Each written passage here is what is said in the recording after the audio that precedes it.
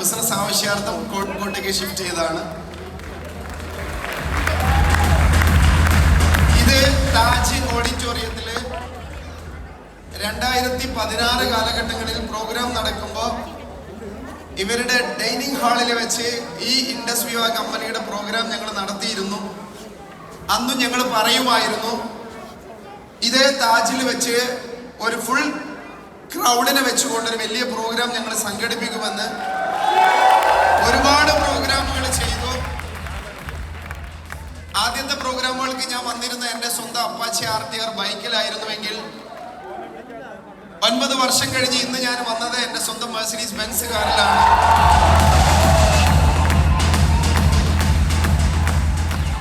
Foundation diamond എന്ന് പറയുന്ന ഈ ഒരു പ്രോഗ്രാമില് ആദ്യമായിട്ട് വന്നിട്ടുള്ള ആളുകൾ വിചാരിക്കുന്നുണ്ടായിരിക്കും എന്താണ് ഇത്രയും വലിയ ആരവങ്ങള്, എന്താണ് ഇത്രയും വലിയ ഒരു സന്തോഷത്തിന്റെ ഒരു റീസൺ എന്നുള്ളത്.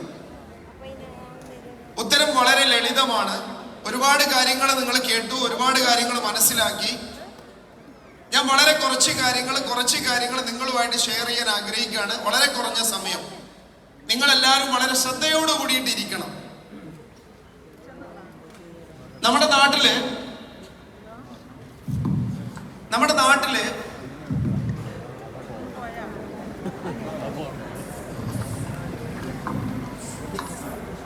ഇന്ത്യ മഹാരാജ്യം ലോകത്തിലെ തന്നെ ഏറ്റവും കൂടുതൽ യുവാക്കളുള്ള യങ്സ്റ്റേഴ്സ് ഉള്ള യുവതി യുവാക്കളുള്ള രാജ്യമാണ് നമ്മുടെ രാജ്യം.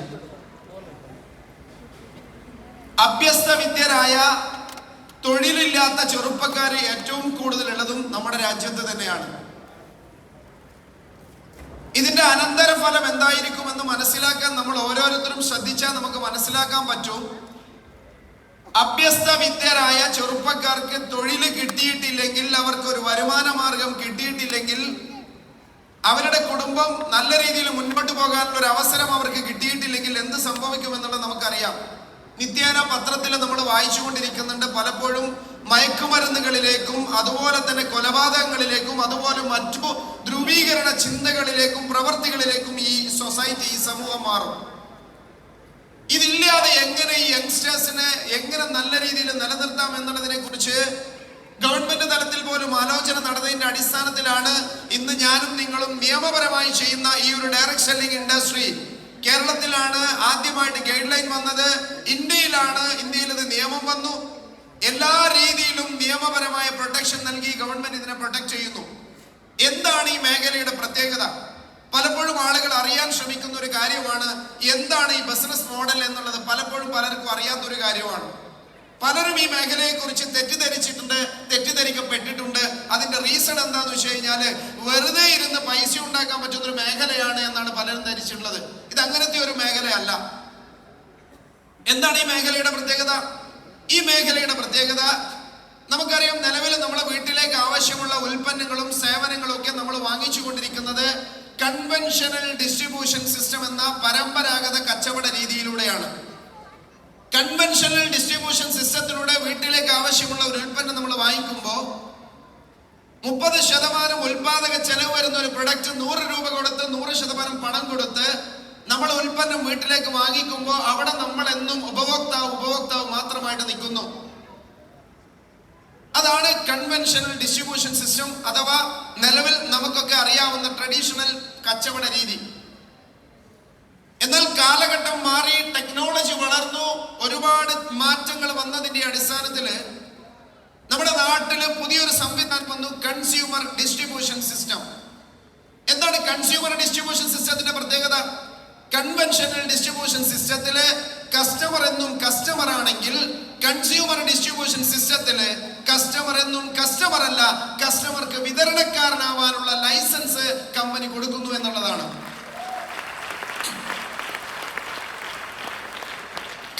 കസ്റ്റമർ ആയിരിക്കുന്ന രീതി നാളിതുവരെ നമ്മൾ ചെയ്യുന്നതാണ്.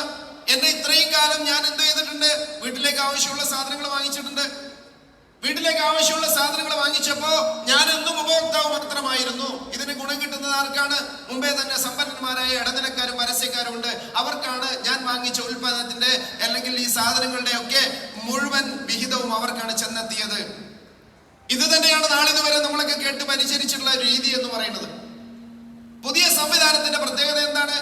Consumer distribution system. എന്താ ഈ സിസ്റ്റത്തിന്റെ പ്രത്യേകത? ഇവിടെ കസ്റ്റമർക്ക് വേണമെങ്കിൽ വിതരണക്കാരനാവാം, വേണമെങ്കിൽ ചെയ്താൽ പൈസ ഉണ്ടാക്കാം, ചെയ്തില്ലെങ്കിൽ പൈസ ഉണ്ടാക്കാൻ പറ്റില്ല. പണം മുടക്കി പണം ഉണ്ടാക്കുന്ന മേഖലയാണോ? അല്ല. അതിനു വേണ്ടിയിട്ട് ട്രഡീഷണൽ കച്ചവട രീതികളുണ്ട്. പണം മുടക്കാതെ ഒരു സാധാരണക്കാരന് ബിസിനസ്സുകാരനാവാൻ ഏത് മാർഗമുണ്ട്?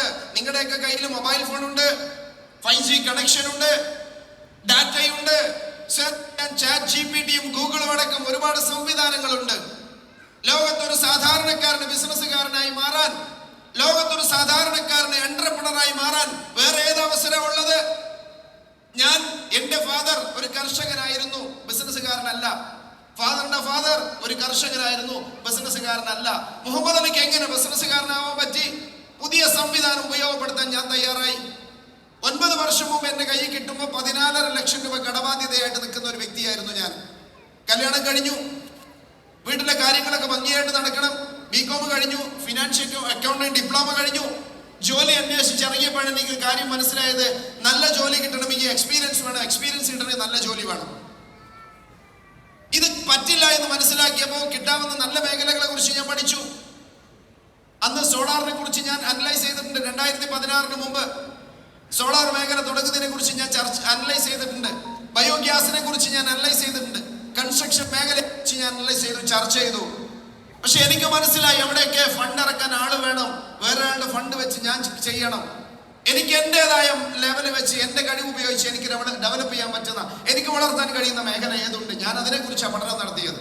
അങ്ങനെ എന്റെ കയ്യിൽ കിട്ടിയ ഒരു ഓപ്പർച്യൂണിറ്റിയാണ് ഇന്ന് ഞാനും നിങ്ങളൊക്കെ ആഘോഷിച്ചു കൊണ്ടിരിക്കുന്ന ഇൻഡസ് വിവ ഹെൽത്ത് സയൻസ് പ്രൈവറ്റ് ലിമിറ്റഡ്. രാജ്യത്ത് ഒരുപാട് കമ്പനികളെ കുറിച്ച് നിങ്ങൾ കേട്ടിട്ടുണ്ട്. പഴക്കവും ചെന്ന ടാറ്റയും ബിർളയും റിലയൻസും വിപ്രോയും ഇൻഫോസിസും ഒക്കെ നിങ്ങൾ കേട്ടിട്ടുണ്ട്. എന്താ അവിടുത്തെ പ്രത്യേകത?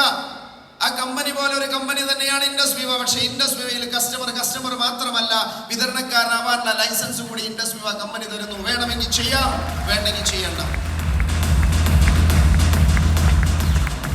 ഒരു സംരംഭകനാവാൻ ഇതുപോലെ വേറെ ഏത് അവസരമുള്ളത്? ലോകത്തെ ഏറ്റവും കൂടുതൽ വിറ്റഴിക്കപ്പെട്ട പുസ്തകങ്ങളിൽ ഒരു പുസ്തകമാണ് റിച്ച് ഡാഡ് പുവർ ഡാഡ്. അതിന്റെ ഓതറുടെ പേര് റോബർട്ട് കിയോസാക്കി എന്നാണ്. വേൾഡ് ഫേമസ് ഇക്കണോമിസ്റ്റ് ആണ്. അദ്ദേഹം പറയുന്നത്, ഒരു സാധാരണക്കാരന് എഡ്യൂക്കേഷൻ ഇല്ലാതെ, എക്സ്പീരിയൻസ് ഇല്ലാതെ, ക്വാളിഫിക്കേഷൻ ഇല്ലാതെ, ഇൻവെസ്റ്റ്മെന്റ് ഇല്ലാതെ ഒരു ബിസിനസ്സുകാരനായി മാറണമെങ്കിൽ, ഒരു എന്റർപ്രണറായി മാറണമെങ്കിൽ, ഒരു സംരംഭകനായി മാറണമെങ്കിൽ ലോകത്ത് ഒരൊറ്റ ഓപ്പർച്യൂണിറ്റിയേ ഉള്ളൂ. According to Robert Kiyosaki, that opportunity is consumer distribution system.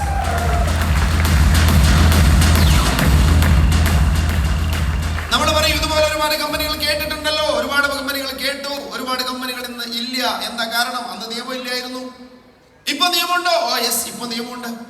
ആര് പറഞ്ഞു? വിവരാവകാശ നിയമപ്രകാരം നമുക്ക് അന്വേഷിക്കാം. വിവരാവകാശ നിയമപ്രകാരം നിങ്ങൾക്ക് ചോദിച്ചന്വേഷിക്കാം. കേരളത്തിൽ ഈ മേഖലക്ക് നിയമമുണ്ടോ? ഇൻഡസ് വിവ കമ്പനി നിയമപരമായ കമ്പനിയാണോ? അന്വേഷിക്കാം. എന്നിട്ട് ഇറങ്ങണം. ഇറങ്ങിയിട്ട് എന്ത് ചെയ്യണം? വിതരണക്കാരനാവാൻ അവസരം തന്ന കമ്പനിയോട്